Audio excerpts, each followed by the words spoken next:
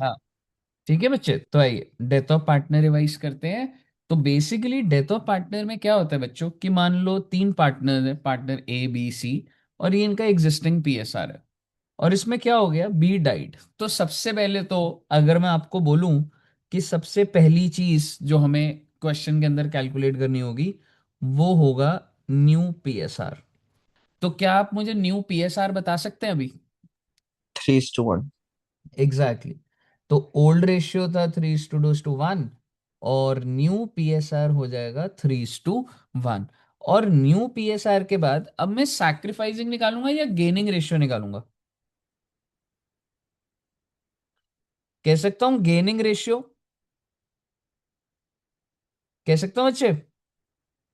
Yes sir. क्योंकि जब B चला जाएगा तो इसका जो हिस्सा था वो इन दोनों को मिल जाएगा, ए को और सी को। क्या मुझे बता सकते हैं किस रेशियो में मिलेगा? हाँ, अगर मैं बोलूं ये जो 2/6 है, ये किसको मिलेगा 2/6 जो है?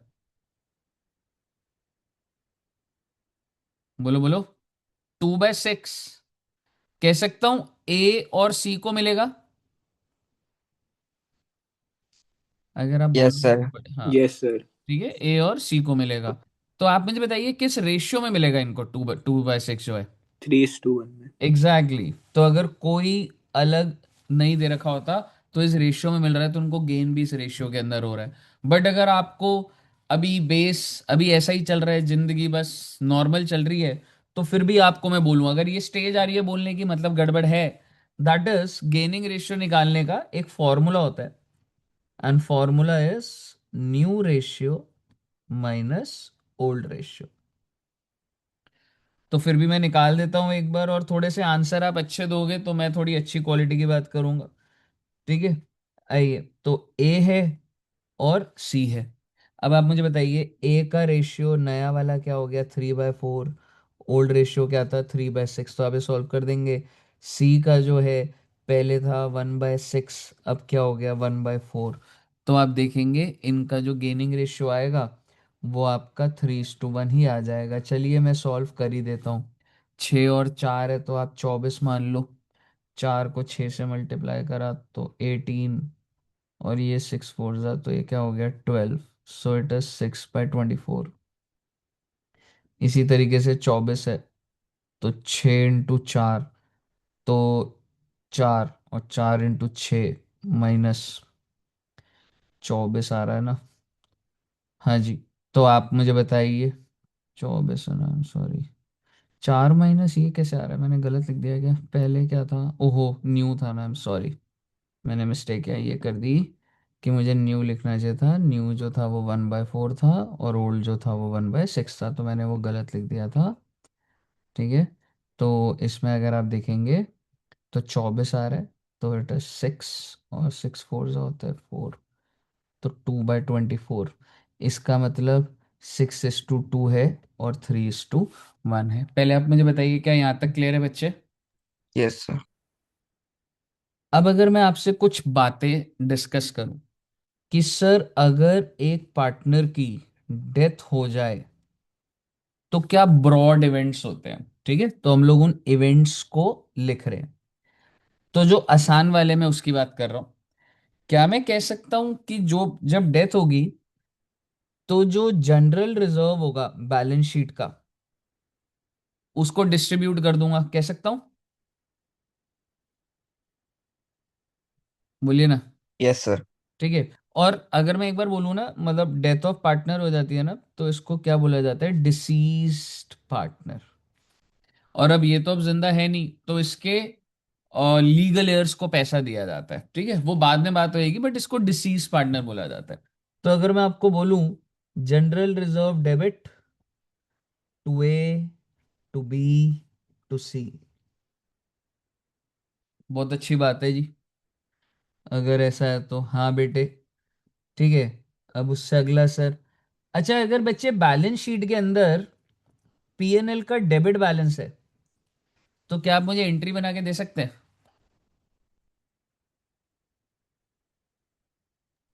Partners capital to PNL. Exactly, ABC to PNL।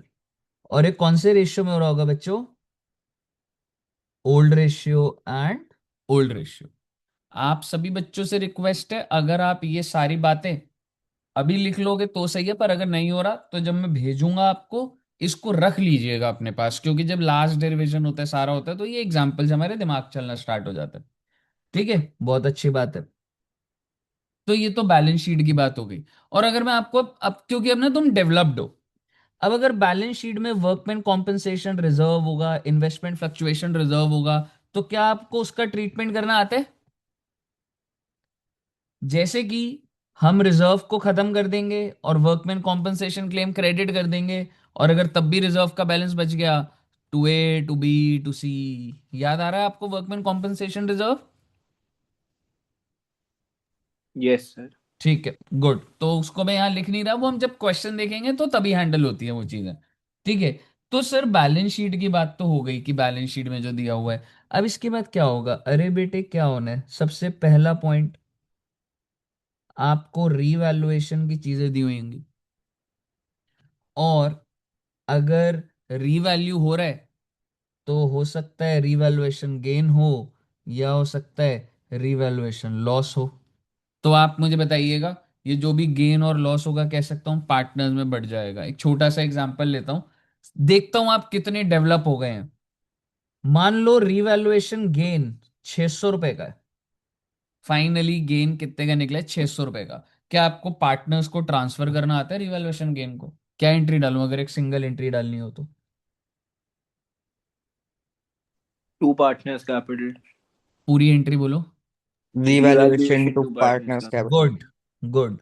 Revaluation to A to B to C. क्योंकि सर जी वो जो गेन है, ठीक है, वो क्रेडिट हो रखा होगा। रिवैल्यूएशन गेन अगर मैंने 600 बोला ना, इसका मतलब आपका क्रेडिट बैलेंस तो है ही। क्योंकि वो कैसे हुआ होगा? मान लो फिक्स्ड एसेट से हुआ, फिक्स्ड एसेट टू रिवैल्यूएशन 600 600, और अब उस रिवैल्यूएशन को मैंने ABC में ट्रांसफर कर दिया। Very good. 300, 200 और 100। और अगर बाय चांस बच्चे रिवैल्यूएशन लॉस हुआ तो, मान लो रिवैल्यूएशन लॉस है 600 रुपए का, ऑब्वियसली इन दोनों में से कोई एक ही हो सकता है। तो अब मैं इसको ट्रांसफर करने की क्या एंट्री डालूं?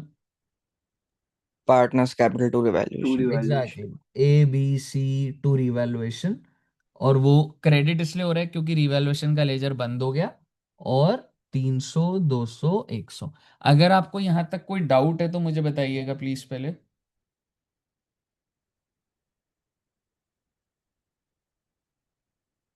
हाँ जी, यहां तक क्लियर है? Yes, sir. कूल। तो रिवैल्यूएशन की एक्टिविटी जैसी चलती हुई आ रही है ना, अनरिकॉर्डेड और ये वाली प्रोविजन, उसमें अंदर कोई एड ऑन नहीं है ऐसा। ठीक है, तो डेथ के अंदर ऐसा कुछ नहीं है। दूसरी बात, अब मैं बात करूंगा गुडविल की। अरे सर, गुडविल की बात तो होगी, तो गुडविल की बात कैसे होगी? मान लो फर्म की गुडविल है 60,000, तो जिसकी डेथ हुई आप उसका शेयर बता सकते हैं। 60,000 का 2/6, है ना बच्चे? 20,000 आ जाएगा, कह यस सकता सर। हूं। Yes, sir. अब ये मैं बी से रिसीव करूं या बी को पे करना पड़ेगा? आई मीन फर्म पे करेगा ना, Yes, sir. है ना? और कौन से पार्टनर इसका जिम्मा उठाएंगे? जिनको गेन हुआ है। तो क्या आप मुझे पहले जर्नल एंट्री बता सकते हैं? A's capital debit, C's capital to B's capital. Debit to B's capital. और एक बात तो तय है, बी का कैपिटल कितने से क्रेडिट होगा? 20,000। और ये दोनों इसको कौन से रेशियो में लेंगे? गेनिंग रेशियो में बच्चे। ठीक है, गेनिंग रेशियो में। इसका मतलब ये कितना आ जाएगा? 15,000 और 5,000। पहले मुझे बताइए कि आपको ये क्लियर है? Yes sir. ये मैं आपके साथ वो बातें कर रहा हूं जो बहुत ही कॉमन है। अच्छा, अगर ये बेसिकली ये जो क्वेश्चन है, इसमें ना करंट अकाउंट का भी बैलेंस है। मान लीजिए करंट अकाउंट का बैलेंस है, तो मैं इस बैलेंस का क्या करूंगा? Balance of current account will be transferred to capital account of B will be transfer to capital account of B. इसका मतलब अगर ये बंदे का करंट अकाउंट है, लेट सपोज कि इसका ना करंट अकाउंट है और उसमें कितने रुपए पड़े हैं, 100 रुपए का क्रेडिट बैलेंस है, मतलब इसका क्रेडिट बैलेंस है 20 करंट आज क्रेडिट बैलेंस। तो मुझे इसको, अब तो इसकी डेथ हो गई, तो क्या इसका करंट अकाउंट चलता रहेगा या बंद हो जाएगा? बंद हो जाएगा। बंद हो जाएगा। बंद। तो बंद होने के लिए बच्चे, मैं इसका जो भी बैलेंस है उसको मैं कैपिटल अकाउंट में ट्रांसफर कर दूंगा। तो मैं कैसे करूंगा, चल भाई करंट अकाउंट को बंद कर देते हैं। अगर क्रेडिट बैलेंस था यानी कि उसका पॉजिटिव बैलेंस था तो डेबिट कर दिया, बंद हो गया। और मैं क्रेडिट क्या कर दूंगा, टू कैपिटल अकाउंट 100 रुपए, यानी कि बी के करंट अकाउंट में डल जाएगा, डेबिट हो गया पहले, बी के क्रेडिट में कैपिटल में क्रेडिट हो जाएगा। क्यों, समझ आई? यस और अगर इसके करंट अकाउंट का डेबिट बैलेंस होता तो,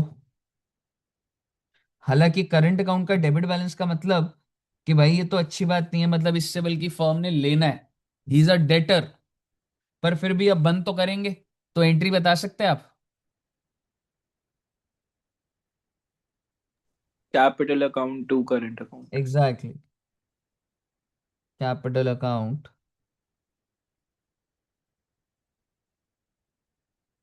टू करंट अकाउंट 70 रुपए। ठीक है बच्चे, बहुत अच्छी बात है जी। सर ये सारी बातें तो करी हुई हैं बेटे, डेथ वाले चैप्टर में ना दो बातें नहीं आती हैं, बस दो बातें न्यू आती हैं। ठीक है, वो हम बात करेंगे अभी। ठीक है, अब जो न्यू वाली बात है ना, ये वाली बात तो आपकी अगर मैं बोलूं रिटायरमेंट से एकदम सेम है, कोई इसमें कोई मैंने आपको नई बात नहीं सिखाई है। ठीक है, अब डेथ के अंदर जो नई बात आती है मैं उसकी बात करने जा रहा हूँ। ठीक है, जिसमें सबसे पहली चीज है कि उसका ना कुछ, जब तक वो पार्टनर रहता है तब तक ना उसका प्रॉफिट का ना हिस्सा नहीं दिया होता, तो हमें पुराने रेशियो लेने होते हैं। कैसे, मतलब आइए देखते हैं। जैसे कि, क्या आप मुझे बता सकते हैं ये फाइनेंशियल ईयर कौन सा हमने क्वेश्चन में लिया था, इसकी डेथ कब हुई थी? 1/10/24। क्या आप मुझे बता सकते हैं कौन सा फाइनेंशियल ईयर है बच्चे? बोलो बोलो। 24 to 24 25। 25। Exactly exactly. तो अब इसको थोड़ा सा इलाबोरेटेड एनालाइज करते हैं। तो फाइनेंशियल ईयर 24-25, ठीक है। और मैं ये बना देता हूँ 24-25 मान लो, 1/4/24, 31 मार्च 25। और इसकी डेथ जब हुई है, दैट इज 1/10/24, ये इसकी डेट ऑफ डेथ है। अब मेरा आपसे सवाल है, from this date till this date, क्या ये बंदा पार्टनर है या नहीं है, आप बताइए। Yes sir. बिल्कुल है सर। यानी कि इस पीरियड के जो प्रॉफिट्स होंगे, प्रॉफिट्स ऑफ फर्म, इस पीरियड के, क्या इसमें बी का शेयर भी होगा या नहीं होगा? होगा सर। बिल्कुल होगा। लेकिन दिक्कत यह है कि आपको ना जो प्रॉफिट्स होंगे, profits of firm, can you tell me from which period till which period? From 1 April 2024। 31st March 20। No no no, not till 31 March. 1/10/20। One exactly, ten twenty हाँ, टिल 1/10/24, ये आपको गिवन नहीं होंगे। यानी कि इस पीरियड के प्रॉफिट कितने नहीं पता, निकालने क्यों है? क्योंकि भाई जो बंदे की डेथ हो गई उसके लीगल हेयर तो मांगेंगे ना इस प्रॉफिट के अंदर भी हिस्सा। ठीक है, अब दिक्कत ये है कि ये प्रॉफिट ऑफ द फर्म्स कैसे निकलेंगे। तो प्रॉफिट ऑफ द फर्म निकलने के आपकी बुक के अंदर और जो लॉजिक है वो दो तरीके हैं। एक होता है टाइम बेसिस पे प्रॉफिट निकाल लीजिए, ये क्वेश्चन बताएगा। ठीक है, दूसरा होता है टर्नओवर बेसिस पे प्रॉफिट निकाल लीजिए, आप ज्यादा दिमाग मत लगाइए। ठीक है, आप बस इतना समझिए, मैं आपको पहले टाइम बेसिस करा रहा हूं, बच्चों वाले मेथड है, ठीक है। सर अब हमें तो प्रॉफिट नहीं दिया हुआ, तो अब क्या करें सर? बेटे क्वेश्चन में कुछ ना कुछ डेटा दिया होगा, और क्वेश्चन हो मैं अभी जो हम ड्राफ्ट कर रहे हैं उसमें मैं पहले के 3 साल ले रहा हूँ, 1 2 3। मेरा मन कर रहा है मैं 3 साल ले रहा हूँ, हो सकता है क्वेश्चन 4 ले ले, क्वेश्चन 1 ही साल ले, जो मर्जी, ठीक है।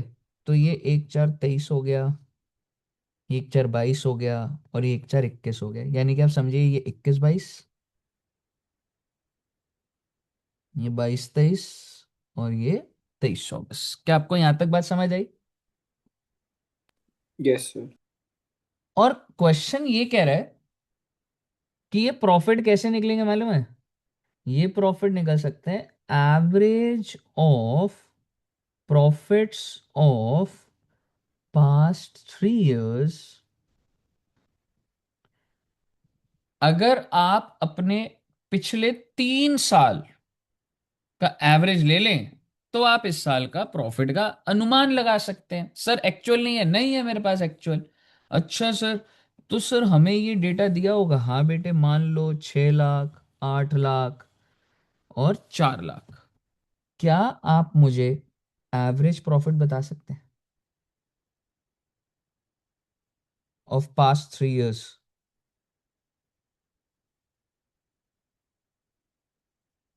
एवरेज करने के लिए जितने साल होते हैं उससे मैं डिवाइड कर देता हूं, तो कितना है बच्चों? 6 लाख। 6 लाख रुपए सालाना।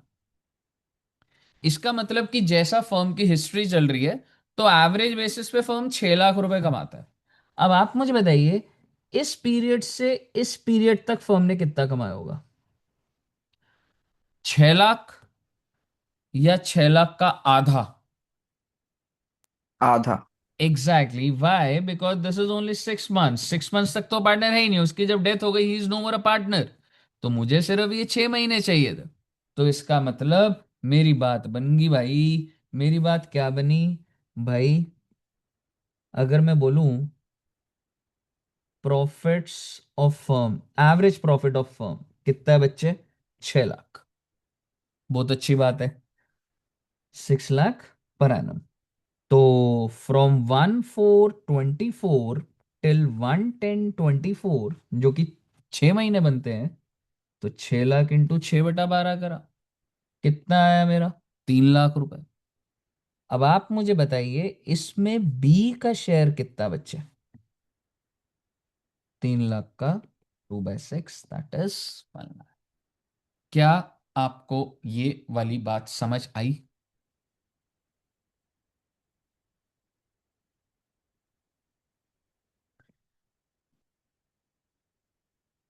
क्या ये वाली बात समझ आई बच्चों को? Yes, sir. Very good. और अगर आप बच्चों को कुछ याद है, क्योंकि ऐसा तो है नहीं तुम पहली बार पढ़ रहे हो, इसकी एक एंट्री डलती थी, कुछ याद है किसी को?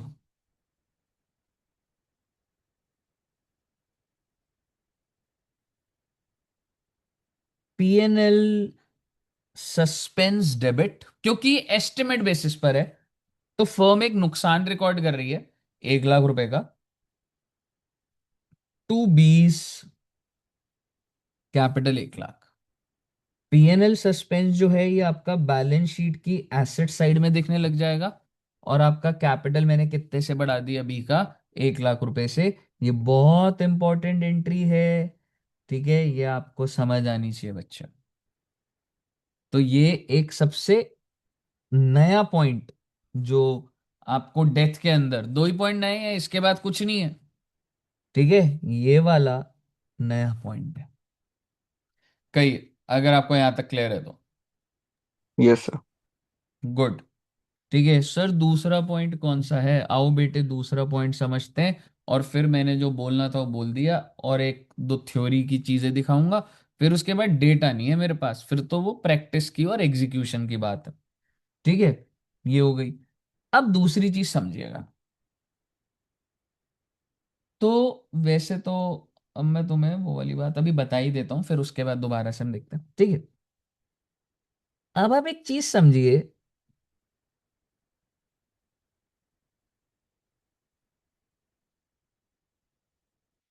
कि भाई इस पार्टनर की डेथ कब हुई थी? पहले साल लिख देते हैं, 1 4 24। 31 मार्च 25। पहले तो इस पार्टनर की डेथ कब हुई थी? 1/10/24 को। ठीक है बच्चे। फिर भाई इस दिन इसका पूरा हिसाब होगा। हालांकि सर पार्टनर की डेथ हुई है, हिसाब करना चाहिए या उनके घर जाना चाहिए? बेटे वो तो ऑब्वियसली घर ही जाएंगे और वो है। लेकिन वो जब तक पार्टनर था तो इस डेट तक का ही उसे प्रॉफिट में हिस्सा और सब मिलता है ना। तो बेसिकली हमने देखा कि जी बी का जो कैपिटल है, मान लो ये कैपिटल अकाउंट बनाया मैंने, और मैं सिर्फ किसका बना रहा हूं? बी का कैपिटल। ठीक है बच्चे। तो मैं बी का कैपिटल जब बना रहा हूं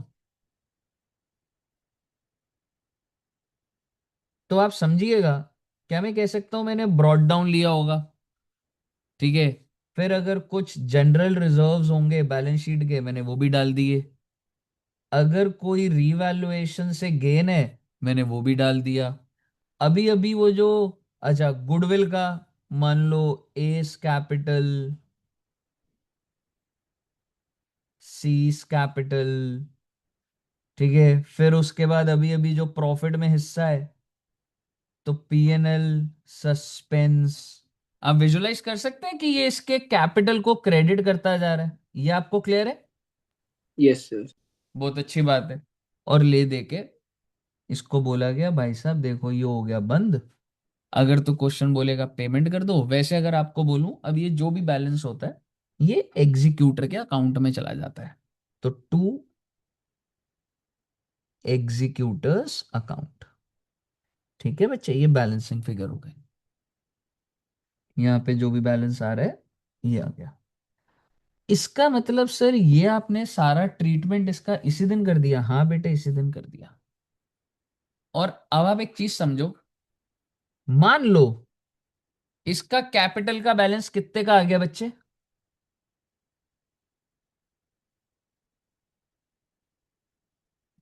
यानी कि बी को कितना देना है? 2/6. ना ना, ये बी का ही क्लेम है ब्रो।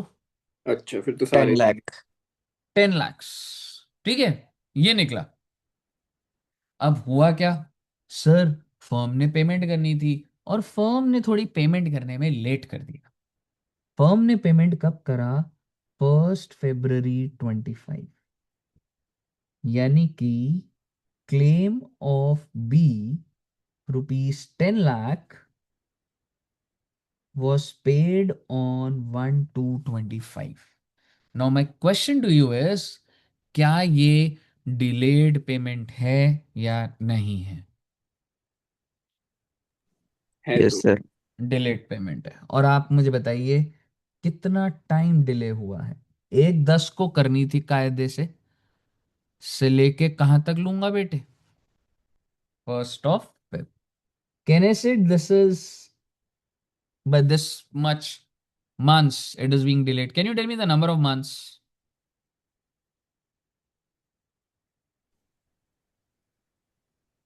4. 4 months। अक्टूबर, नवंबर, दिसंबर, जनवरी, 4 महीने का डिले है जी। तो बात इतनी है कि आपको ब्याज देना पड़ेगा। पार्टनरशिप एक्ट 1932 कहता है कि जो लीगल हेयर्स होंगे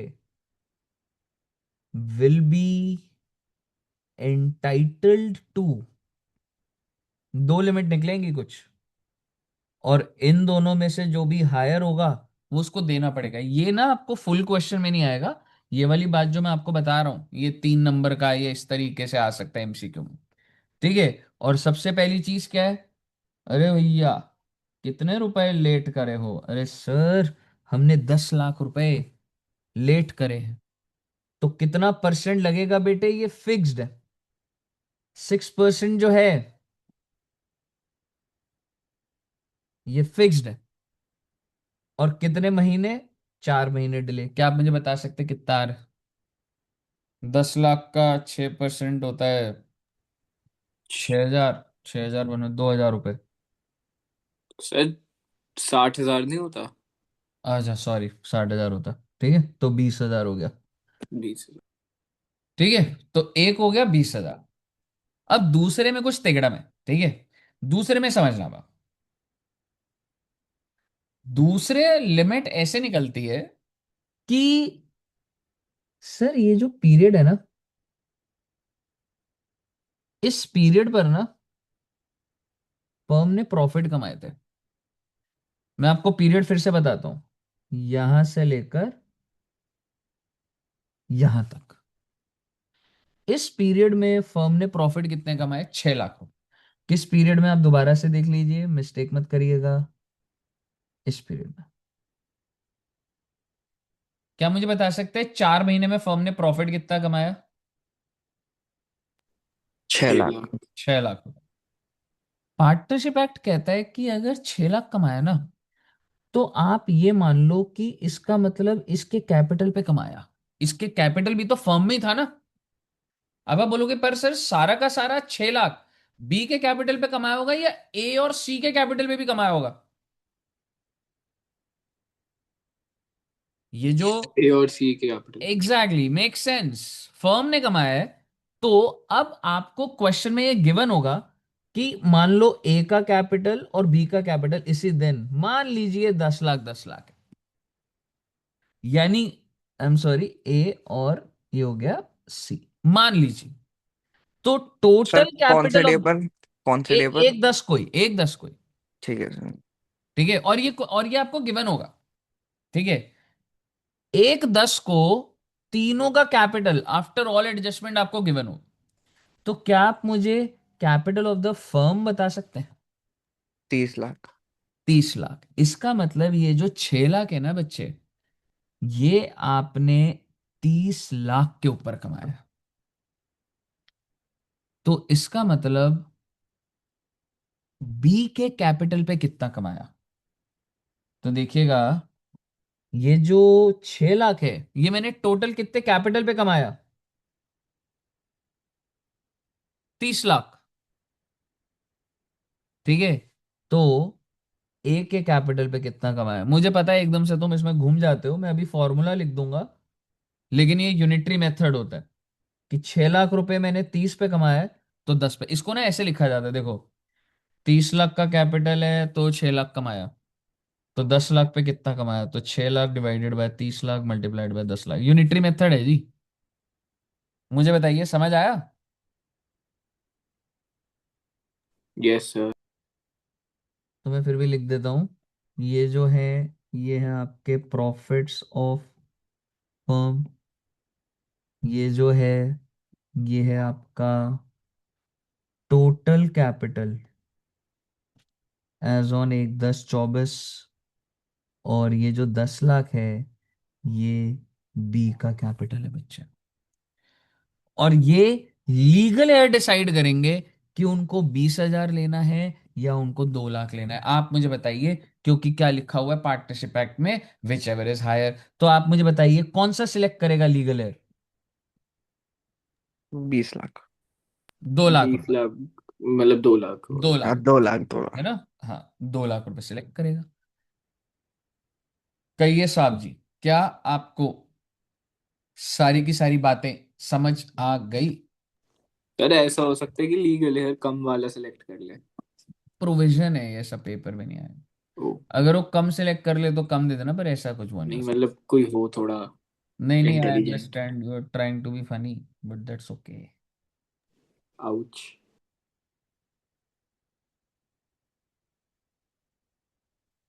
आप ट्राई मत करो करो, you are actually very funny. That's what girls usually say. That's what. Girls usually say. हाँ, चलिए, क्लियर है बच्चे यहाँ तक? Yes sir. फनी तो आप तब से ही हो जब आप आए थे, और आप कह रहे थे आप शेर हो, पर मतलब चूहा और शेर बोलता जा रहा है, तो मतलब वो चीज़ है।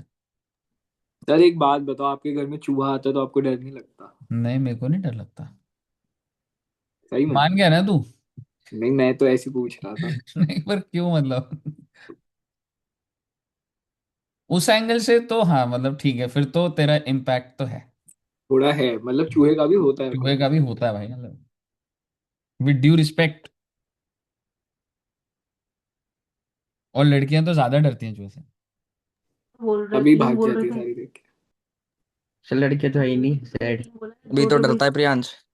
बताओ लड़कियां क्यों नहीं है, संजना जी नहीं है? नहीं नहीं, अच्छा, अभी तूने सॉरी, तीन आई बोला है। डिडंट। बताओ।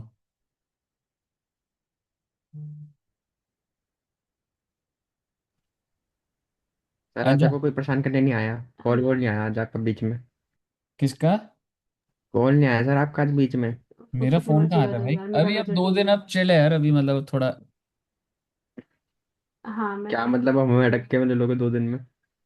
हाँ तो बस भाई थोड़ा बहुत तुम्हें कवर करा दूंगा। अच्छा मुझे अब ये बताओ, ये वाला सेटल्ड है बच्चों का? हाँ जी सर। हूँ।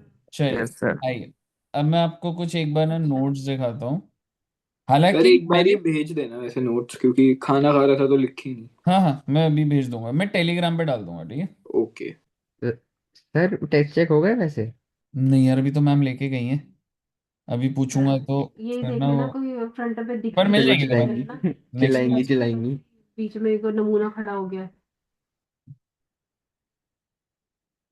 अंश तेरे को बुला रहे लग रहे। क्या? हाँ मैं बताती अंश के माइक में से आवाज आ रही है क्या? हूँ। ना, मेरे माइक में से कोई आवाज नहीं आ रही। अच्छा। अच्छा, अब आप एक चीज देखिएगा।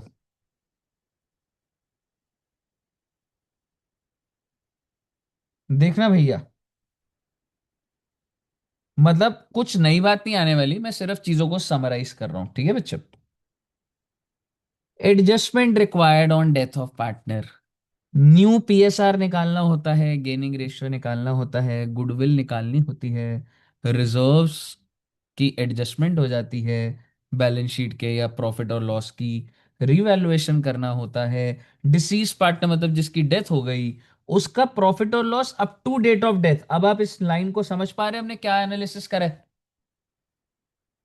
Yes sir. Yes sir. ठीक है, इसी के ऊपर तो हमने मेजरली बात करी है, ठीक है? उसके बाद calculation of amount due to deceased partner. Amount due to deceased partner मतलब कैपिटल अकाउंट बना देंगे और हो जाएगा, इसमें कोई ऐसे नहीं है।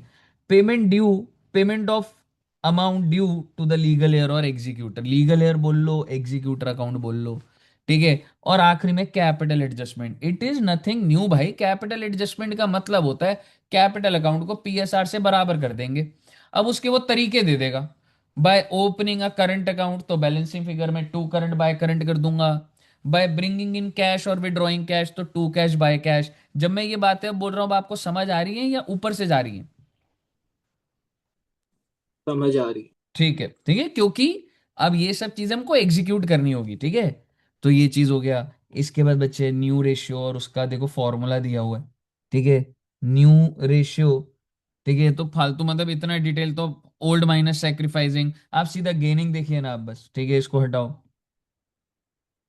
कुछ नहीं है वो, मतलब वो फ्लो में जिस तरीके से मैं कराता हूँ वो फ्लो के बाहर जा रही है बात। क्या आप सब बच्चों को गेनिंग रेशियो क्लियर है? Yes sir. Yes sir. ठीक है। अब अगर मैं आपको बोलूं कि भाई ये जो गुडविल है, ठीक है, गुडविल की एडजस्टमेंट क्या करिए? पार्टनर्स करंट टू गुडविल और गुडविल गेनिंग छोड़ो ना बेटे, इसको मेरे को सीधी एंट्री बताओ, तुम गुडविल की हम क्या डालते थे? गेनिंग टू सैक्रिफाइसिंग लिख दूं? ए भैया, yes sir, gaining to sacrifice.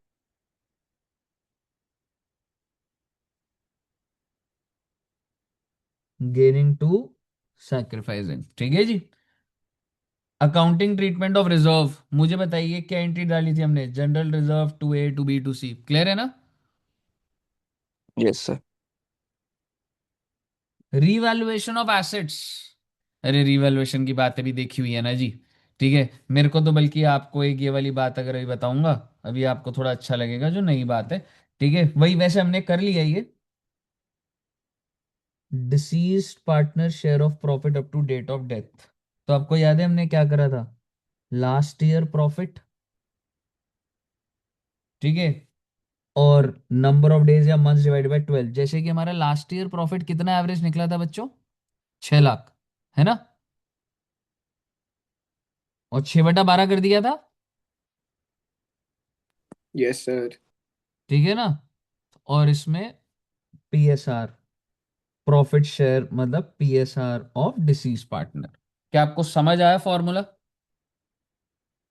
Yes sir. Yes sir. Very good. ये जो है ना, on the basis of average of N previous year, तो मान लो ये वही। अच्छा चलो मैं ऐसे बोल देता हूँ, चलो ठीक है। पहले वाला अगर तुम ध्यान से देखोगे, ऑन द बेसिस ऑफ क्या लिखा हुआ है? Last year. Last year. ठीक है, कि जस्ट मैंने एक साल पहले वाला ले लिया। मैंने आपको बी वाला कराया था, on the basis of average profit average profit. Of N year, बोले तो मान लो हमने 3 साल ले लिए थे। तो हमने पहले टोटल प्रॉफिट ऐड करे थे, अगर आपको याद हो, 6 lakh plus 8 lakh plus 4 lakh divide by 3। फिर उसके बाद सारा तिकड़म वही लगा हुआ है बेटे। क्लियर है? ऑल क्लियर यस टिल है? Sir. Yes sir. Yes sir. On the basis of turnover. भाई देखो, अब टर्नओवर के अंदर क्या होता है, अगर मैं तुम्हें बोलूं, अगर मैं तुम्हें ग्रॉस प्रॉफिट का रेशियो दे दूं, मतलब मैं 20% कमाता हूं अपने टर्नओवर पे। मैं ऐसे नहीं समझाता, फॉर्मूले के थ्रू नहीं समझाता, मेरे को समझाना आता है भाई अपने हिसाब से। ठीक है। मान लीजिए कि आपको प्रॉफिट ना दिए होते, और ये आपका टर्नओवर होता। टर्नओवर मतलब समझते हो? सेल्स, सेल्स, सेल्स, सेल है। ठीक है। और अगर मैं आपको बोलूं कि मुझे यहां की सेल्स गिवन है, ठीक है, यहां की सेल्स कितनी है, मान लो 10 लाख रुपए। सर सेल सबकी गिवन है, हाँ बेटे। ठीक है। और मुझे क्वेश्चन बोल दे कि ऑन एन एवरेज मैं 20% कमाता हूं, मतलब मेरा प्रॉफिट, फर्म का प्रॉफिट क्या है, 20%। ठीक है। आप मुझे बताइए इसका मतलब इस पीरियड में मेरा प्रॉफिट कितने का होगा? मैं आपको ये कहना चाहता हूं, थोड़ा सा मैंने ज्यादा सर शॉर्ट किया। रिपीट करना एक बार थोड़ा। हाँ, मैं एक बार बोलता हूँ, ठीक है, आराम से एक बार देखना। ठीक है, कोई बहुत ही आसान है, ठीक है, आराम से देखना। मुझे ना इस पीरियड का सेल्स गिवन है, ये जिस पीरियड में ये 1/4 से लेके 1/10 है ना, इस पीरियड की ना मुझे सेल्स गिवन है, सेल्स। और कितनी सेल्स गिवन है बच्चे?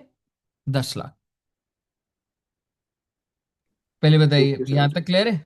Yes sir. Yes sir. ठीक है। और मुझे ये इंफॉर्मेशन भी गिवन है कि मेरा एक ट्रैक है कि मैं कितना ग्रॉस प्रॉफिट कमाता हूं, 20%। 20%। तो सर दो ये हम लाख कैसे मान ले?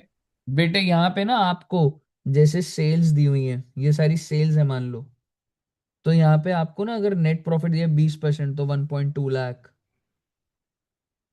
1.6 लाख। 20% है तो 80,000। तो आपको एक चीज दिखेगी कि मैंने 20% कमाया, 20%, यानी मैं हर साल 20% कमाता हूँ। तो क्या आप मुझे बता सकते हैं मैं इस पीरियड का कितने रुपए कमाए होंगे मैंने? 2 लाख। 2 लाख रुपए, क्योंकि मेरा जो है ये टर्नओवर, इसका 20% कर दूंगा मैं। तो ऑन टर्नओवर बेसिस हो जाता है। और ये हम क्वेश्चन देखेंगे, बहुत आराम से समझ आ जाएगा। हर चीज जरूरी नहीं है कि थ्योरेटिकली कनेक्ट हो। आप ये समझो, मुझे टर्नओवर दिया होगा, मुझे ग्रॉस प्रॉफिट दिया होगा, मैं प्रॉफिट निकाल लूंगा। क्लियर है बच्चे? Yes sir. ओके। अगर आपको क्लियर है तो सर फिर क्या बात रहेगी, आओ बेटे देखेंगे अभी।